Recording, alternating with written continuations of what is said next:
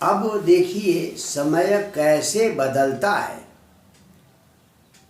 वो सारे योगेश्वर तो चले गए चातुर्मास्य करके। नारद जी उन्हीं ब्राह्मण के यहाँ माँ के साथ रहते थे।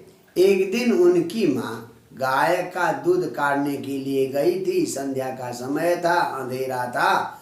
उनके पैर से किसी सर्प का स्पर्श हो गया। जहरीला सर्प था, उसने डस लिया और माँ की मृत्यु हो गई। यही बात कह रहे सुना रहे हैं नारद जी। एकदा निर्गताम गेहात् दुहंतिम निशिगाम पथे सर्पो दशत पदा पृष्ठ कृपणाम कालचोदित। ये 6ठे अध्याय की कहानी है। एकदा एक दिन गेहात निर्गताम, घर से थोड़ा अब आगे गई हमारी माँ। क्यों?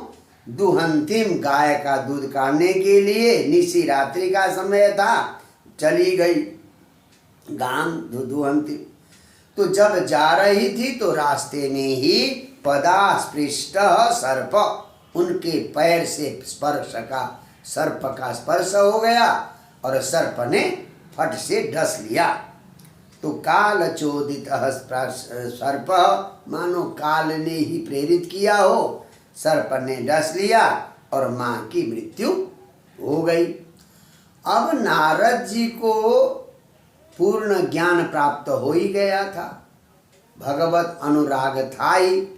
तो नारद ने क्या सोचा, माँ की मृत्यु भी भगवान का आशीर्वाद है। 5 वर्ष का बालक ये सोच रहा है कि ये प्रभु की कृपा है। एक बंधन था माँ की सेवा का, वो बंधन भी समाप्त हो गया। क्या गजब है देखिए। तदा तदहमीशस्य भक्तानां समभीप्सत अनुग्रहं मन्यमान प्रातिष्ठम दिशमुत्तरम। तो माँ की क्रियाकर्म करने के बाद ये सोचकर कि भक्तानाम सम अभीप्सित ईशस्य, भगवान तो भक्त का कल्याण चाहते हैं। भक्तानाम, भक्तों का सम अभीप्सित, कल्याण चाहने वाले ईशस्य, ये भगवान का अनुग्रह है। माता को ले गए, भगवान का अनुग्रह है, ऐसा मन्यमाना मानते हुए अब मैं तपस्या के लिए उत्तराम दिशम प्रातिष्ठम, उत्तर दिशा की ओर चल पड़ा। अब वहाँ पर जाते जाते जाते जाते उत्तर दिशा में हैं तो बढ़िया जगह एक नदी के किनारे पहुँच गए नारद जी। और वहाँ पर पीपल के पेड़ के नीचे बैठ गए और साधना करने लगे। तो साधना करते करते कुछ ही समय के बाद भगवान ने नारद जी के हृदय में अपना दर्शन दिया। देखिए 17वां श्लोक। ध्यायतः चरणाम्भोजं भावनिर्जित चेतसा औत्कंठ्याश्रुकलाक्षस्य हृदयासीन शनैर्हरि। तो भाव निर्जित चेतसा, भाव ने, भक्ति ने चित्त की चंचलता को जीत लिया था। और चरणाम्भोजम ध्यायत, भगवान के चरण कमल का मैं ध्यान कर रहा था। नारद जी कह रहे हैं औत्कंठ्या अश्रुकलाक्षस्य, भगवान के विरह के कारण, भगवान के दर्शन की इच्छा से आंखों से आंसू की धाराएं गिर रही थी। अब धीरे धीरे क्या हुआ, शनै, धीरे धीरे हरि में हृदय आसित, भगवान मेरे हृदय में आ गए। भगवान के उस दिव्य आनंद स्वरूप का हृदय में मैंने दर्शन किया। कैसा आनंद आया। आनंद संप्लवे लीनो प्रेमाति भर निर्भिन्न पुलकांगोति निर्वृत आनंद संप्लवे लीनो ना पश्यमु भयम मुने। तो सुना रहे हैं व्यास जी, प्रेम अति भर निर्भिन्न पुलकांग, अत्यधिक प्रेम से पूरे शरीर में रोमांच हो रहा था। हृदय में भगवान ने दर्शन दिया था। अति निर्वृत्त, एकदम शांति, एकदम आनंद आ गया था। मानो आनंद संप्लवे लीन, आनंद के समुद्र में मानो मैं डूब रहा हूं। तो उभयम न अपश्यम, न तो मेरे शरीर का मुझे ख्याल रहा, न संसार का ख्याल रहा। ध्याता और ध्येय, ध्येय भगवान, ध्याता में, तो ध्येय और ध्याता का भेद ही नहीं रहा। मैं धारण करने वाला हूं, ध्येय भगवान है, ये भेद बुद्धि ही हमारी समाप्त हो गई बस। परंतु थोड़ी ही देर में भगवान फिर हृदय से विलुप्त हो गए।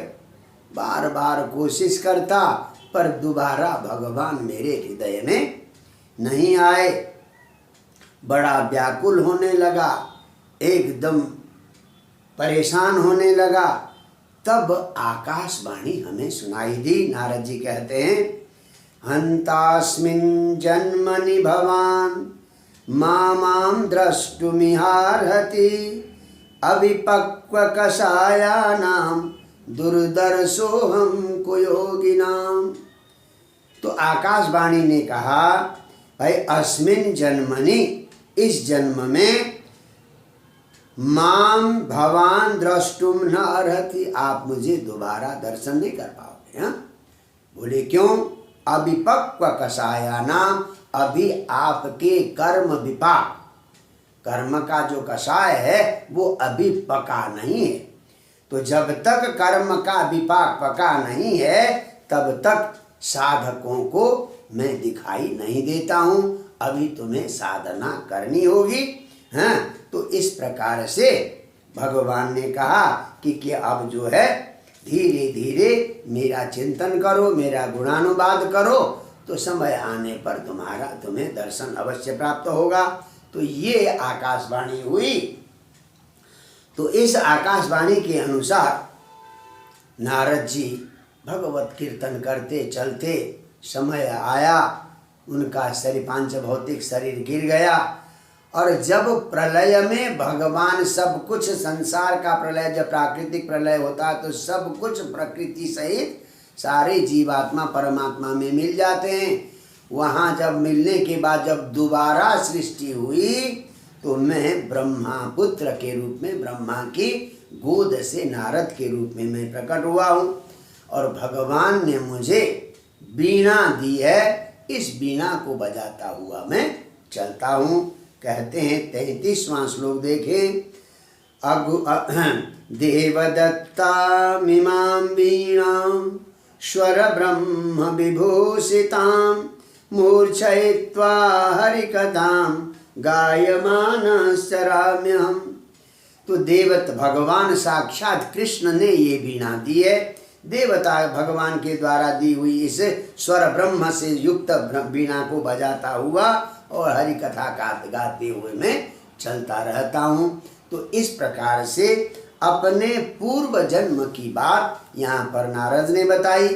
कहने का तात्पर्य ये है, जब तक हरि कथा का श्रवण नहीं होगा तब तक चित्त शुद्धि नहीं होगी।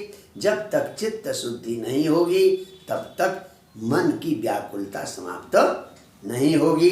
तो इस प्रकार से अंत में यही कहा कि अब तुम जो है भगवान की कथा का की रचना करो। तो अव्यक्त रूप से भागवत की रचना करने की प्रेरणा देकर नारद जी चले गए। इस प्रकार से नारदोपाख्यान की प्रेरणा से वेद व्यास ने अंत में श्रीमद् भागवत की रचना प्रारंभ कर ली। जय जय श्री राधे।